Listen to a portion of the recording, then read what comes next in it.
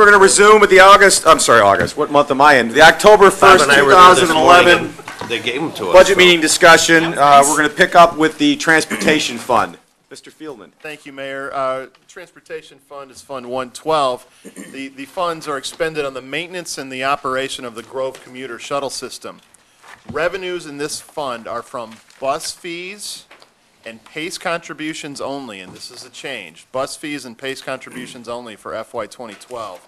That's because this budget reflects the additional PACE funding that we expect to receive from a revised agreement which is currently being negotiated and we expect will be in place for 2012.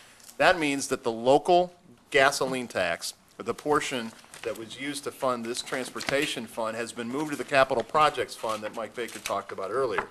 And as a direct outcome of long-range financial planning sessions, the concept that was introduced by Sean and talked about by Bob over the summer of an interest income increment approach is now reflected in this budget. What it works out to is we think that there can be a $25,000 contribution from the general fund to address the nearly $2 million accumulated deficit in this fund that is generated from any interest income we receive in 2012 that is larger than a certain threshold that we received in 2011. And that's escalating, I noticed. It goes 25, 50, 75 through Right, 14. so that concept, as it plays out over years, we think will address That's a great the accumulated deficit. That means that the revenues next year are budgeted to be about $300,000, the expenses about $275,000, and that $25,000 to address the accumulated deficit.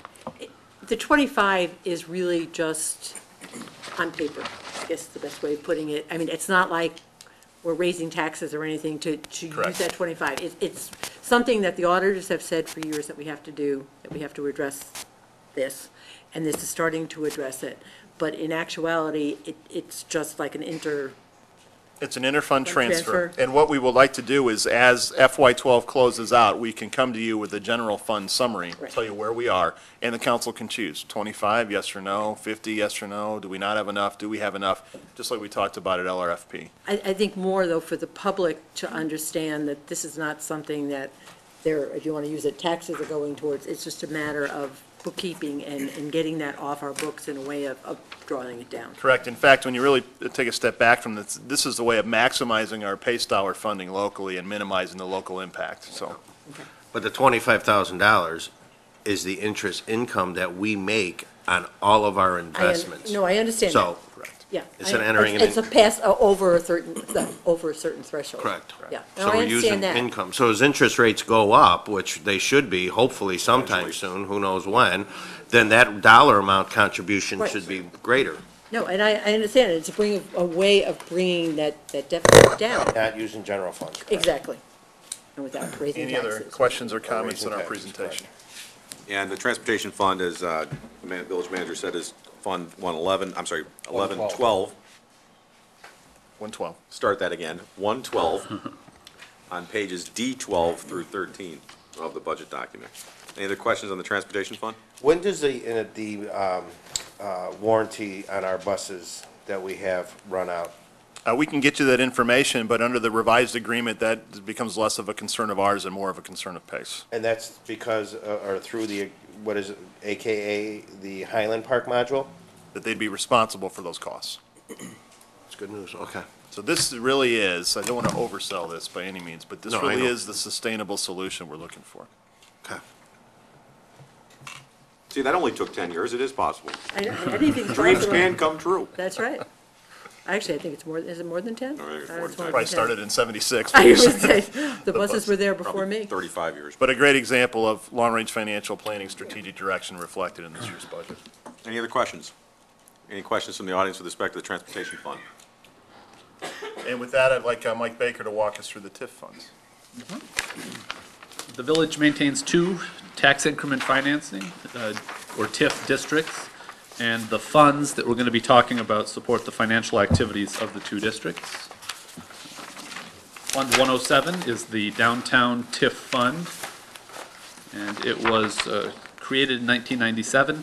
Pages D4 and D5? Thank you.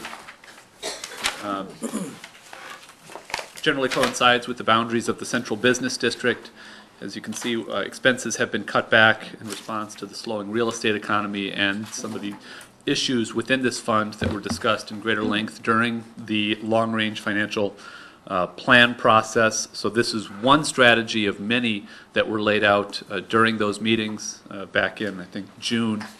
And several of the ideas that were offered by members of the council are being incorporated as well as we look at sort of the long-term future viability of the TIF and trying to minimize any use of the general property tax levy to pay down the TIF debt service. You can see the table here that summarizes revenues and expenses, matches what's in the budget document.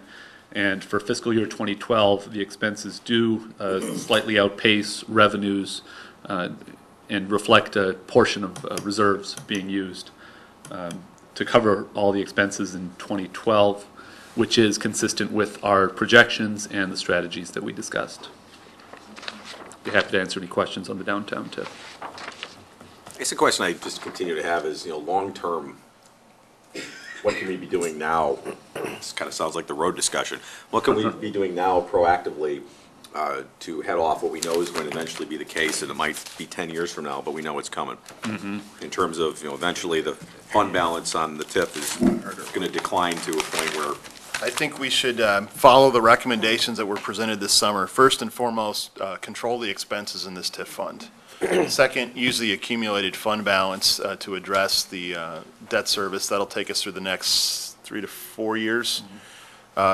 Pursue the grant funding, which we got. We got the $500,000 grant. It goes directly to the debt service in this fund. Once we've exhausted those strategies, some of the long-term strategies that were talked about by this council should be pursued. Ways of totally restructuring not only the life of the TIF district, but the structure of the bonds to try to align those. We think those should be looked at in the next round of long-range financial planning. So if we follow that plan, I don't think, we may not address every dollar's projected shortfall, but we'll probably go a long way to addressing this issue. to minimize it. Yes. Speaking of the $500,000 that we thankfully just got, and speaking of dreams coming true after a long time, where's that reflected in the, is that in the 2.5 million? It actually goes into I'm sorry, the the, 2.5, yeah, the 2.5? I believe that shows up in the TIF debt service fund directly, does it not? Right. Yeah, I So- was going to say, are Okay. you going to talk about 338 in conjunction with 107? So 338 is a fund where money is transferred out of Fund 107, which is the downtown TIF fund, and into a separate dedicated debt service fund. So there's a direct relationship see. there. The only money that goes into 338 debt service funds are the ones that are identified to pay off the downtown debt. Transfers from, first and foremost, the increment from the downtown TIF. Second, prescribed amount of the parking fund. Third, the grant that we received. Fourth, if necessary, general obligations of the village, usually property tax. And we're applying the $500,000 grant that we received from the state finally to fiscal year 2011. Goes right into fund balance and frankly gets us 1 year farther out to address some of the longer-term issues that we talked about over the summer. Okay. So that's the FY 2011 estimate. That's where it's Right. different, right? You'll see a It's $500,000. already there. It's already there. Yep. We 46. quickly adjusted this budget. I was hoping you'd tell me it isn't there yet. No such luck. One of the, as far as long-range strategy goes, we are working with both downtown management and the Economic Development Corporation to try to, well, we have identified redevelopment sites. Yes. Again, to try to boost the assessed valuation downtown and therefore increase the money coming in. Correct. One of the other strategies we can use is continue to redevelop and reinvest in the downtown in ways that builds the tax base. That's reflected in the comprehensive plan recommendations, which is also on Tuesday night. And we've been working with the new director of EDC and with the existing director downtown to try to identify the next round of those. I think, again, for the public to understand that we're trying to do everything to keep tax dollars from having to go into paying off the debt. Any questions on the, either the TIF fund or the downtown redevelopment TIF fund? Or, I'm sorry, the debt service fund that's related to it? In '07 and '08, we have, $700,000 from local taxes in addition, and then it's not showing it anywhere else. So what is that? In 338. Oh, 338. Fund 338. It's D26 through D27, for those of you scoring at home. You have it, Judy? Oh, okay. In '07 and '08, I believe we actually had to levy local Yes. property taxes to make the debt Yeah. payment. And then as the development that we put together in '05 and '06 actually hit the tax rolls and the increment went up, we did not have to levy in '09, '10, '11, or '12. Okay. Right. And at one point in time, it actually came out of the capital projects fund to help pay the debt service. Correct. Early in the TIF, there was a contribution from the capital projects fund. Jeff, where's fire station one? General information. Yep, you are correct. Other questions on 107 or 338? What's Good Sam? Any questions from the audience on either one of these funds? All right, then moving along to the Fund 110, Ogden Avenue TIF. D8. Thank you. Created in 2001 and functions similarly in terms of use of property tax collected within the district. But an important distinction to be made in terms of the strategy of the Ogden Avenue TIF, where we've used a pay-as-you-go approach, allowing those funds to build up and then use them for various improvements and other initiatives. The OASIS program being a prime example right now, where a lot of the Ogden Avenue TIF resources are being directed. You'll see that as I turn to the table. Continued in 2012, and we also have identified some money for other potential improvements that are consistent with an Ogden Avenue master plan that was completed in 2007. So, I'll be happy to take any questions on this fund. Basically, right now, with respect to the Ogden Avenue TIF, which is Fund 110 on pages D8 through D9, we're only utilizing funds that are generated to the extent they exist, and right now, OASIS program is the main, if not only, application for those funds. If we had, for example, but it remains a tool that's available if there was an opportunity of some, as currently unknown, we could utilize those funds for purposes that are authorized under the TIF statute. And a little history might be beneficial here, because the village had undertaken the process of determining potentially how those funds could be used by completing the master plan Right. in 2007. Right. The recession hit shortly thereafter, and we really determined that it was in our best interest to engage with the EDC and Chamber at that point, and that's how the concept of the OASIS program is born. But there are certainly still opportunities that were identified in that master plan that we're going to go back and revisit in conjunction with the Chamber and the EDC to determine really what makes sense along Ogden Avenue in terms of the use of these resources.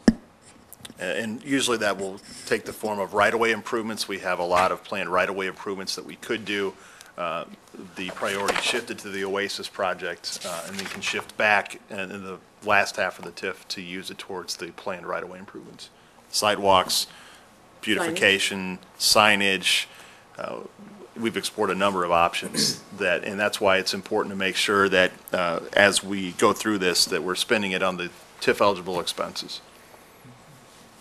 Right, and to the extent, presuming they're TIF eligible, it remains to be a tool for which we have existing funds that we could utilize for, enhancement of the Ogden Avenue corridor that falls within the TIF boundaries. And for those of you saying, look at the difference between revenues and expenses, there's a big gap there. Well, this is exactly what a pay-as-you-go plan looks like, because you're supposed to accumulate it in the early portions of the years of the TIF district, which lasts 23 years. And in the second half, you should have a fund balance that you can draw down on per your plans to make those improvements. So you'll see that, and it's expressed for the next couple of years, which is exactly how it's supposed to work. Remind me, what's the life of the Ogden Avenue TIF again? 23 years, created in 2001, running through 2024. Any questions on Fund 110, Ogden Avenue TIF? Questions from the audience? Dave, are the revenues then the fund balance, or is that another line? The revenues are just the tax increment funds that come in paid each year. It's not our actual fund balances. The ending fund balances are shown in the bottom of these pages, which are a different number. Got it. I want to relate them to those. Yeah. Okay, thank you. I'd like to introduce Judy Butney to try to walk us through, who will walk us through the other funds in the balance of this budget document. Good morning, Judy. Good morning. Again. First one we'll take a look at is the Equipment Replacement Fund. The purpose of this fund is to maintain a cash balance, to make vehicle, equipment, and computer-related purchases in a timely manner without adversely affecting the department's annual operating budgets. D34. D34. It's Fund 530. On This page is- D34. This is done by following an equipment replacement schedule, which is updated and revised every year, and by pre-funding the purchases through the collection of fees from the user departments. The FY12 revenues, or those fees from the user departments, are budgeted about $1.2 million, and the $1.4 million in expenses reflect equipment purchases planned for 2012. I have a question about that.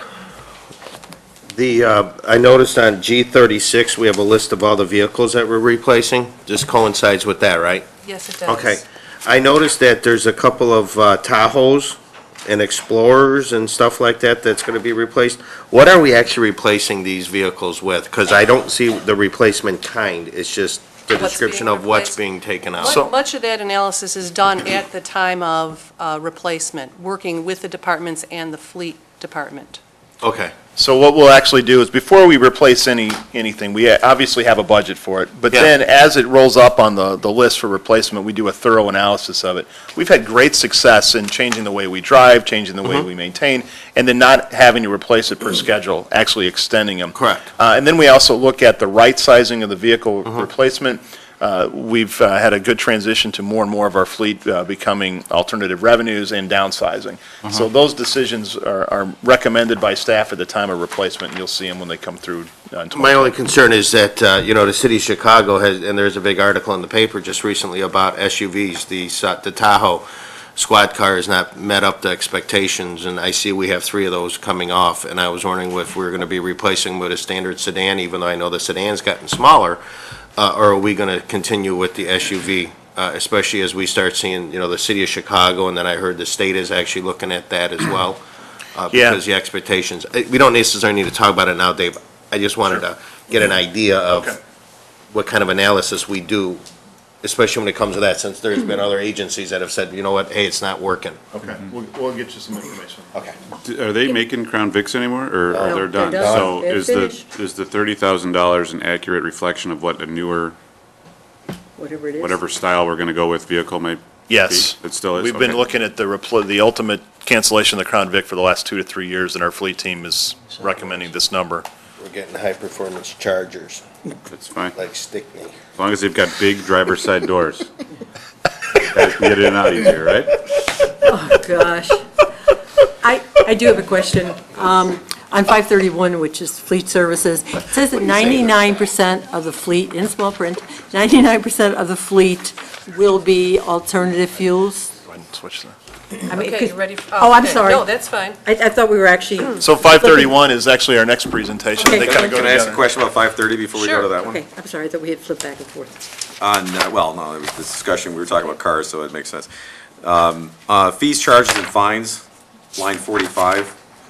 You got a pretty big jump from 2011 to 2012. What's that reflecting, that revenue, increase in revenue? So last year, as part of the budget, we were looking at ways to restructure our equipment replacement fund to allow us to purchase the vehicle that's sitting right over there in the apparatus bay without using debt instruments or short-term financing.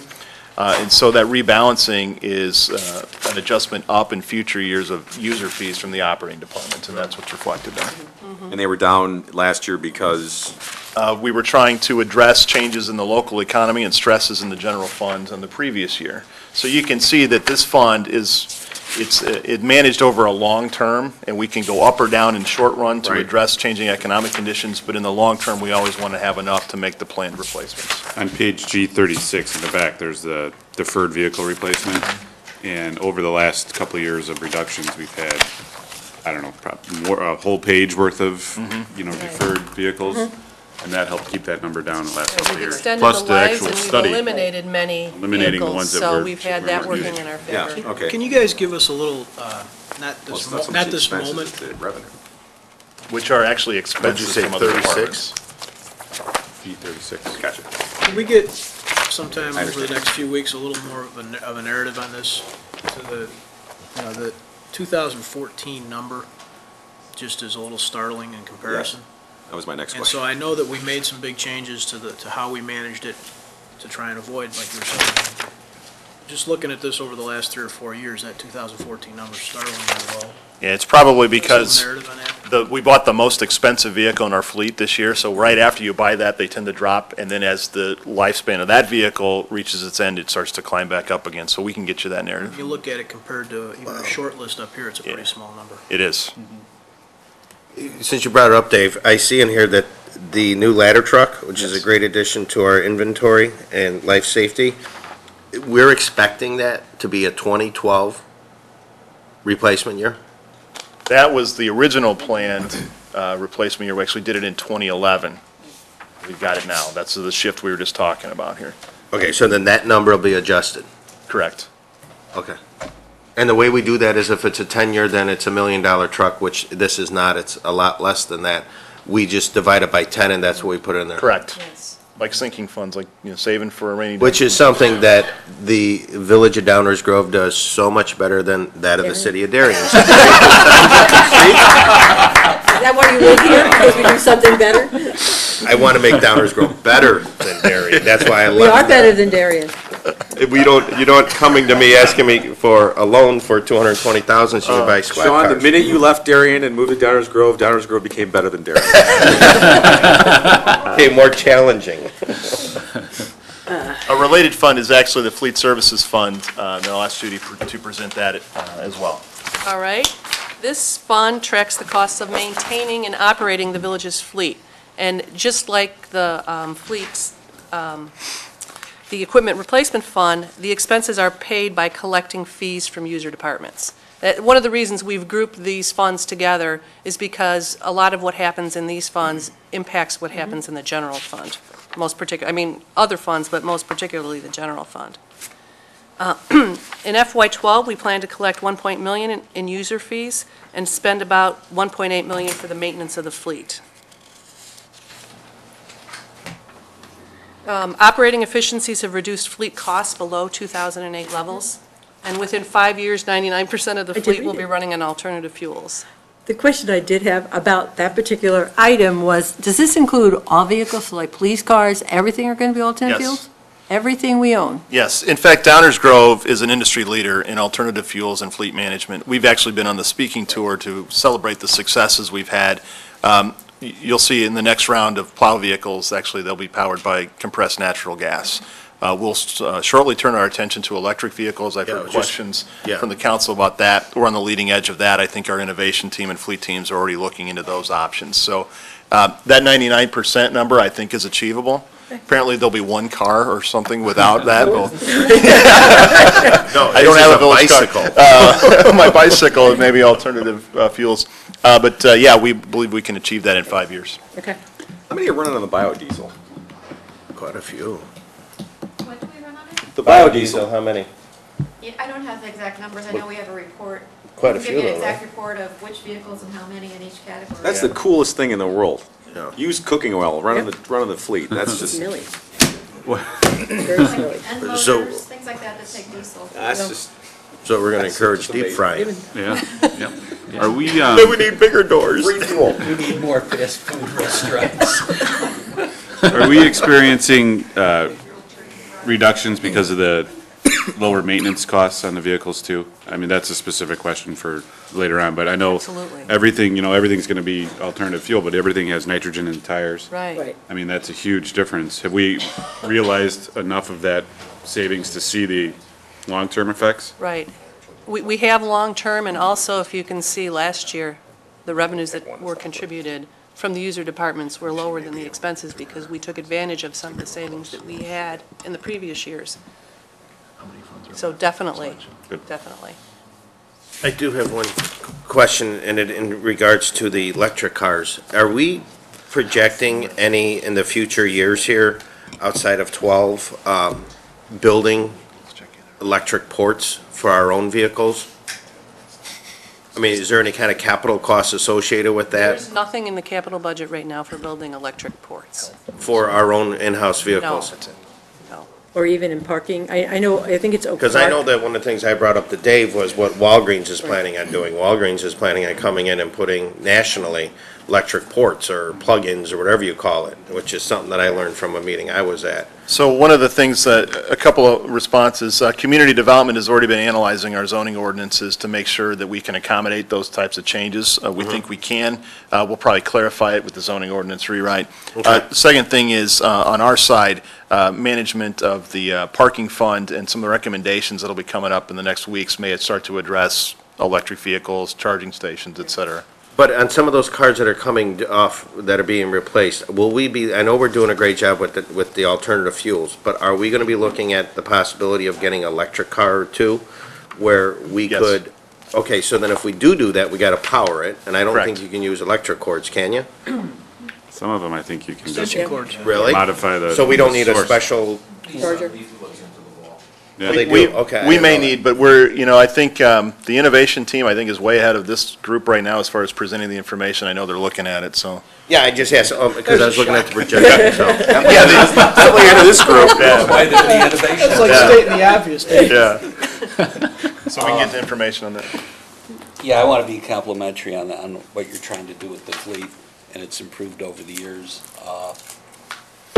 As far as the new technology and that, I thought I read something some time ago. We have a neighbor a few miles away called Argonne, and I thought I read something where another municipality might have taken advantage of some vehicles or something there to do some tests. Maybe we can help be a good neighbor too. 'Cause I know they're doing a lot with, Was just it doing a Darien? lot of experimentation over there that we might be able to take advantage of. Yeah. Might Solar, motorize the bike, wind-powered you know? car. Right. Commissioner Quixote again. I'm going to ask if there's any questions from the audience on either Fund 530 or 531, and then why don't we talk about 562 and 563 and call it a day, and we can pick up the conversation on Tuesday's meeting, if that's okay with everyone. One question I did have on the, it's not a question so much, it's just a comment with respect to fleet services, is obviously great stuff's going on here, but I wonder if yet there's still more opportunities, because there's a few other taxing bodies in town that have vehicles. Lots of them have vehicles, and there's some opportunities for us all to cooperate, collaborate, communicate. District 58 is currently ongoing discussions with the legal departments, I think, to get an agreement together for our vehicles to be serviced by the village fleet department. And once that happens, it's likely you can jump to the alternative fuel since it'll be part of our maintenance system. The next truck we're buying is going to be an alternative fuel vehicle. Excellent, great. I obviously would encourage all of Yeah. those opportunities to reach out to whoever it is, the sanitary district, District 99, Park District. We all have vehicles, and yes, there are specialty vehicles that are unique to each body, but there's a lot of them that aren't, and they're interchangeable.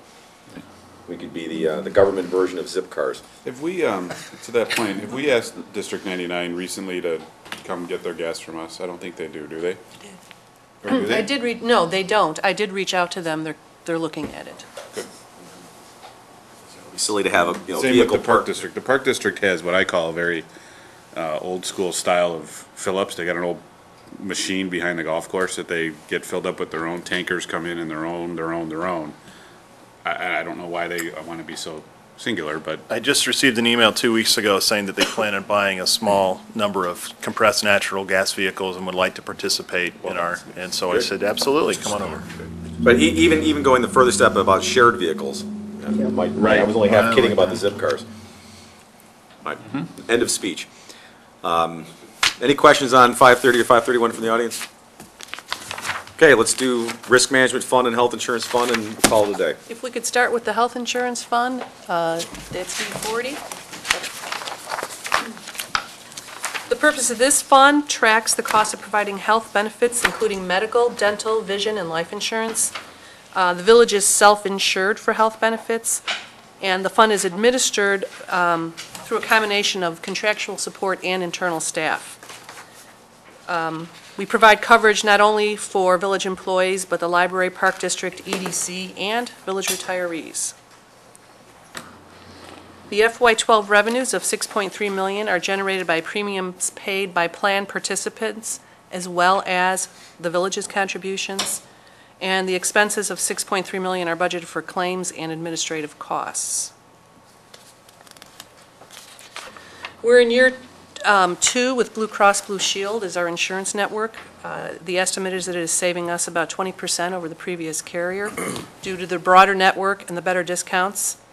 In addition, in this FY12 budget, it reflects the changes to the village's post-employment benefit plan with the Medicare supplement. That's it. Is that going to be true of everybody who participates in our plan? So that, like retirees from the library or the other, with Park District is on our insurance policy too? Yes. So their retirees would be on Medicare? And Medicare would do supplement, supplements? 65 and over. Right, so that would be true of anybody who's Anybody within who- our insurance plan? Correct. Okay. I know City of Chicago got a lot of press, and I know it was something I brought up when Marilyn and I met with Dave with our pre-budget meeting. You know, with the $50, is there any value if we were to look into something like that, if we were to implement a program where, similar to what they're doing in Chicago? I know the size of number of employees versus ours is a lot different. I truly understand that, but is there any value even to look into something like that? Yes, we've already started looking into that. We've reconstituted our wellness team. We're on the way to a wellness program, which is very similar to the things you're talking about. I think you'll see that reflected ongoing in our health insurance fund, our approach, and actually should translate into saved dollars. Okay, so, but we're not gonna go as far as what Chicago's doing, that if you decide to continue to smoke or do whatever you do, that has a direct impact on the healthcare costs where you have to pay an additional $50. Well, those issues are being looked at right now and affect our employees, and we want to make sure we roll it out to them first and include them in the process. But those are the types of things we're currently looking into. If you run in the street, it's a $50 discount. Yeah, exactly, there you go. I do know that I think that what Mayor Rahm's doing out in Chicago is gonna get a lot of national attention, if more so than it already currently does, but once it's implemented, and I'm sure it's probably gonna end up in the court system, and I just want to make sure we're looking at those types of things, especially since we know that the healthcare costs keep escalating, and I commend, well, that was a great savings we did, was over $1 million, you know, that your innovative team did. So, I mean, hats off to you guys, but we gotta. You keep at it, yep. Right, we continue to monitor all those items. We look towards going towards more of a consumer-driven health plan. Okay. So we are looking at all that. As Dave mentioned, it's how some of that gets rolled out and working with the employee groups as well. Okay. So, on to the risk management fund. This fund tracks the village's risk costs. Those include workers' comp, general liability, and auto liability. And like the health fund, the village is also self-insured. Although we do purchase excess insurance for any catastrophic claims. This fund is also administered through both internal staff and contractual support. The FY12 revenues totaling $1.9 million come from the village departments, and the expense budget of $1.9 million is budgeted for claims, excess insurance, and administrative costs. In 2011, the village hired a new third-party administrator that is implementing cost containment strategies. And in addition, the FY12 budget reflects the creation of a full-time risk manager. These duties were previously handled by the Assistant HR Director in addition to other duties. And that Assistant Director of HR position no longer exists, so this is a shift of existing resources to an area where we think we can be more effective in controlling village costs. Is that a director's role? This risk manager is not a director. Okay. We're currently getting ready to interview for these positions right now. I think it's a great idea. The savings there could be like Steve. Correct. A lot of the skill sets that the guru brings is what we're looking for in the risk manager. What are you up to, 10 times your salary in savings? Pay raise I hear coming through. Should have gone for that commission deal. Any questions on either one of these two funds? Any questions from the audience on either one of these two funds? then we will stay on schedule and wrap up the discussion at this point. Obviously, we are not finished. This will pick up Tuesday night. It'll probably pick up a week from Tuesday, since Tuesday night we will focus on the stormwater utility discussion, which is highly related. So it's kind of going to be picked up on Tuesday. We'll be talking about some aspect of this, I think, at every meeting we have between now and the end of the year. Yes. I just want to pause and say to everyone in the room that was involved in creating these documents, and I know my colleagues will join me in saying this, but obviously you guys started working on this in June, and here we are in October, and we're going through it. We understand and appreciate how much work this all takes to pull this together, so thank you for all your efforts in putting together a great document, good presentation, and most importantly, a balanced budget. So thank you. And any of the other final questions or comments from anyone? I got one. I just, kind of following up on what Martin just thanked, but also for the last couple of years, there's a lot here that's a function of 3 years, really, I think, of LRFP efforts, and none of that happens without sort of a full staff buy-in. You know, because it's one thing to sit here and talk about it, but unless everybody in the organization jumps in and starts rowing the same way, it's not going to fly. And so I just wanted to thank, not even the people in the room necessarily, because Martin already did, but everybody else in the organization. This works because everybody in the organization, top to bottom, is recognizing the importance and is rowing in the same direction. So thank you to everybody else too. Can I take that one step further? And this is kind of for the directors. You know, in your staff meetings and stuff, can you kind of relay down to the line employees that we are balanced? It's a little bit more of a less tense budget situation than we've had for the last couple of years, because as we talked about in our meetings, that message getting out to the staff really takes some stress off of their shoulders as they go into the ending part of the year and then even into 2012. You know, we haven't talked about staff very much here, but we're keeping all the FTEs that we have. We're making some great changes, but we aren't reducing programs or service levels. I think that's a big change from what we've done for the last couple of years, as Bob has said. So maybe through Dave's space or through your interactions with your staff, if that can get filtered back down, I think that would be a great message to send. And hearing that this has kind of been a really good interactive meeting with us today without any huge changes or modifications so far anyway, I think that's a good message to send.